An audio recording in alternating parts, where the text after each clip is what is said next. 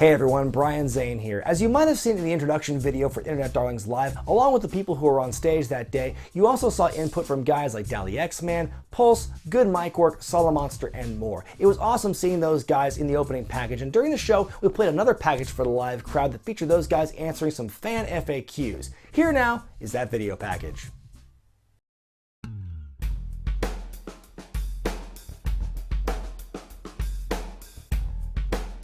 I didn't have anybody to talk wrestling with, and I wanted to. So I ended up starting my channel in December 2011, and I never looked back. What made me start a YouTube channel is a love for wrestling and creativity. The Nexus debuted. We saw Daniel Bryan get fired not too long after that. I had to say what was on my mind. I had to come up here and express my opinions. I took a risk. I had a laptop camera. It was bad quality.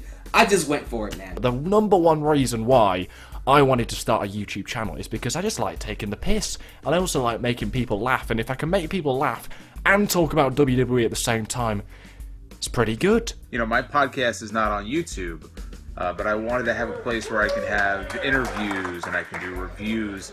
Anything that really didn't fit in the regular podcast, I wanted to have that place for bonus content. Over the years, I've grown to respect a lot of other YouTubers out there. I watch a lot of them, and anybody that sits down in front of a computer or a microphone or a camera and video editing software and takes the many, many hours out of their day to do something like this, I automatically respect whether I agree with their opinions or not. I guess those names would have to be Uber, Haxor Nova, and Video Game Donkey. If those two guys weren't here, I really doubt that I would be the person that I am today. It's kind of a corny answer, but if I had to give one, I would say the ones who inspire me are probably sitting there right now in that building where you guys are. The way they've upped their presentation, production, interaction, writing, you name it, the way they've all upped their game in just a short amount of time has made me want to do the same as well too, to see, hey, these guys can make a successful run of it as well too, maybe I can throw my hat in there too. I quite enjoy watching Groom's Toy Show. I know he's watching right now, and if you're watching, watch out for the Cushmeister, because one day I will be there and I will beat you up. I wish I would have put more effort into looking at both sides and being more impartial, if that's a good way to look at it. My first 100 videos are not even on my channel anymore, but they were terrible. Horrible quality. I didn't know what I was doing. I didn't know what I was saying. I couldn't articulate well. Change the presentation, be more myself, be more outgoing, be more entertaining, basically. It feels pretty surreal, to be honest with you, and that's coming from me. I'm not nearly as popular as everybody that's on the Internet Darlings Live panel currently. It's always shocking to me that people watch this Lithuanian guy who lives in a country where wrestling isn't even a thing. I'm not kidding you. I've had somebody at a drive-thru at a Taco Bell, because I go there very frequently, clearly, recognize me on YouTube, and it is very, like, a weird process. It's sometimes easy to disconnect and forget that the people, like all these numbers on the screen are real people that are enjoying your content. There are weeks where I just don't want to do it. But then I get tweets or I get emails and I get messages from people telling me how important it is a part of their week, whether it's just something they listen to on the way to work, when they're doing laundry, if they're at the gym, if they're just having a really crappy week.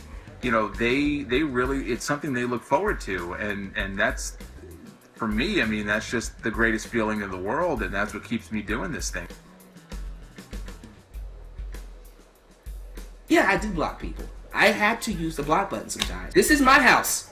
I don't have to look outside the window because you're knocking on it. I don't have to do anything. For every hate comment I get, for every insult I get, I have 300 positive comments, so it really doesn't bother me at all. All you really have to do is just notice the good ones. You can't let it bother you, because if it bothers you, then they win. I think you should grab like a big sheet of paper and a pen. I mean, like, I'm talking about a nice pen too, like one with the little click tops. And I want you to go in there and write their name down. I want you to find their Facebook page and then message their mom and tell them that their son or daughter is being a dick on YouTube for no reason. Number one, be yourself, be loud, have some presence to your voice, and be committed, be dedicated. You must be committed to this. They see consistency. They more than likely will subscribe. Consistency will make you better.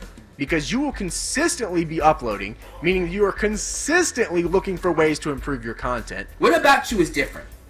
Why should I tune into you?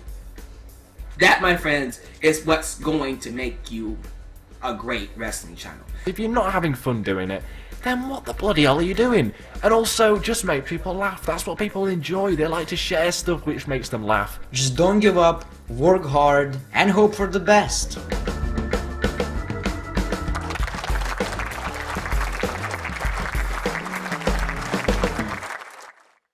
Well, folks, if you want to see more from the Internet Darlings live in Orlando during WrestleMania weekend, you got to click those links in the description below. Channels like Joe Cronin, JD from New York, Botchamania, Grimm, and a whole lot more posting clips from our panel discussions, our sketches, and our fan Q&As. Check those out to see what happened in the rest of the Internet Darlings live.